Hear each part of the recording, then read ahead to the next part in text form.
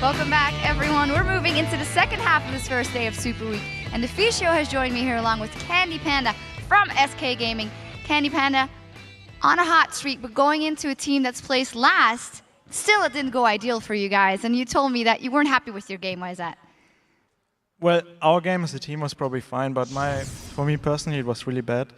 This week in scrims, especially in training, I don't know, I just lost my form. I guess it's like, maybe not normal, but there will always be like those weeks where you just don't perform, and I did it this week, and yeah, I'm really sad. I died twice in lane, was not good. Well, sticking to the lane thing, you had issues against Kraton and Jiri, gave up a few kills. What is it with the lane phase? Is it because Tristana is very strong in the lane, or is it just you not playing properly? Right, I think it's not the lane. I don't think it's the Tristana and Trash. I think I just lost the flow of the game, you could say it like that. I have to refine it again. I don't think it's a Tristana, even though they had the potential to snowball the lane. Because if you get caught once and you have to use your flash, the next hook will be even more deadly. So. Yeah, but your lane partner luckily didn't lose the flow of the game, because in Rated he stacked up all the kills. Is there somewhere inside you that you're like, please stop taking all these kills? How am I ever going to get in this game? Does that go through your head? Oh no, I don't mind. I think with some patches ago they improved the assist goal, so that's okay. Well, looking at the game then itself, it was a very long game. You guys played it very careful. Looking at least from our point of view, you never really got into a big fight where you weren't in your favor, and you just waited for them to move around, and then you went to the turrets. Take me through how the whole late game tactic for you guys. Yeah. So first of all, since I died twice in lane, I didn't have the pressure I normally do on bot lane. Normally we can always push up and keep diving them with Panther and Annie.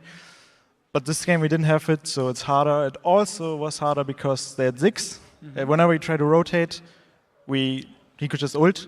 So normally what you do versus Ziggs, you go 1-3-1, like you go one top lane, 3 mid lane, and 1 bottom lane. Split push him because he can't clear all the lanes at once. But since Shyvana late game outscaled the Renekton, we couldn't do that really. And also, if I would go bottom or Lulu would go bottom, the Eve had an easy gank on the one who's alone bottom. So we had to be creative. We had to out-rotate them as 5. When Ziggs wasn't around, we could go bottom on top, get the tower. And then we tried really hard to bait at Nashor because that was the only option we had left. Did you at any point then in the game kind of feel that time is running out because of this late game combo from Millenium, where you're scared that you just start losing the team fight? So how was that going on? Right, so the more the game goes on, I pressed tab and I looked at Shana's items, and every time I pressed it, I was like, oh my god, she has Last Whisper now. She has Infinity Edge now. We should get going, Also because Ziggs scales really well into the late game too, and Shyvana as well. So I was like, we better close it out soon. But I didn't panic. I just kept it in my mind, but it was still okay.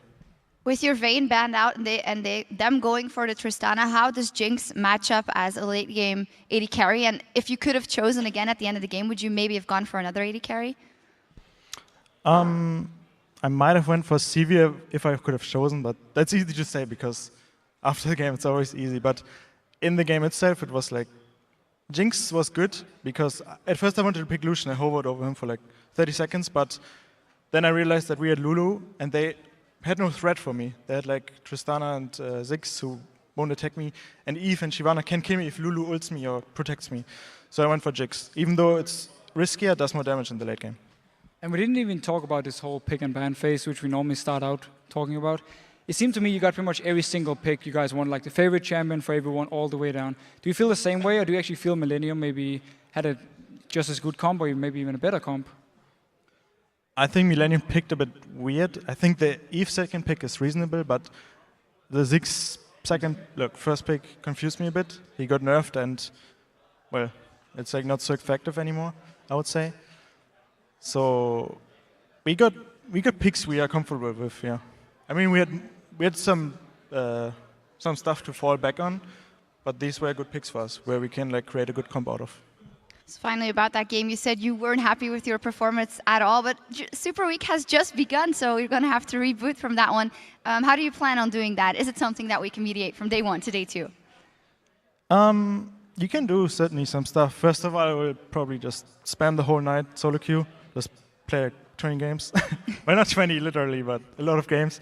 And then I also think it's a mental thing, where I'm a bit scared. I don't want to let my team like alone 4v5 because they're all playing really great and I'm like the only one underperforming. So yeah, I think it's a mental thing too. So I will look into that.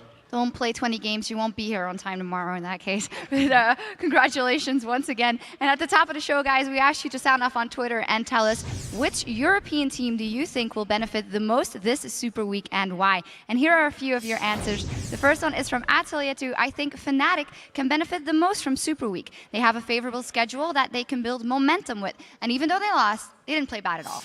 Not at all. I mean, Copenhagen Wolves, great team at the moment. Losing to them is not a bad thing. And Fnatic actually looked very strong. So I think going into the next game for them, keep the confidence up, get a win, and they can actually really use this Super Week to show how good they are as a team.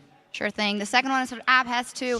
SK needs to keep their role going. A good Super Week takes the pressure off for the rest of the season, and they can prepare for playoffs. Are you thinking that much ahead already? No, we just go by game to game. And especially since I'm actually scared of the Super Week because I'm like, okay, if I don't perform this game, then the other 3 games might be just as bad. And the team gets better and better. Like we play Fnatic, Gambit, and Rocket. It's like, you know, I perform like the worst in this week, and then this week we have 4 games, so that might be bad. So I have to look into that. Yeah. Not scary teams at all. Oh. I was going to say though, you're actually doing a good job, so you could be a little bit easier on yourself. Yeah. The last one is from @LCrisps or LCrisps. Alliance will benefit from Super Week. It gives them a chance to string together a few wins and get some consistency. Should I answer that? Yeah. I think Alliance is a bit two-edged sword. I think from what we see from them is mostly the Sivir Wukong combo that really works for them. But I hope they have like something else prepared because if they play 4 games with the same comp, it's not going to work. Like latest after the second game, people will realize that that's what they're going to play. So if people run that out and they have to play like 2 more games for something they didn't train, then it could be bad. But if they have something else in store, I think they can really do good this week, yeah. Well, we'll see if they have something else in store in a second, of course. Thank you so much for those tweets. And remember that you can tweet to us @LOL Esports and use the hashtag LCS to chat with your fellow fans. Thank you very much, Candy Panda. Congratulations once again. And now we're going to teleport over to Joe and Quickshot.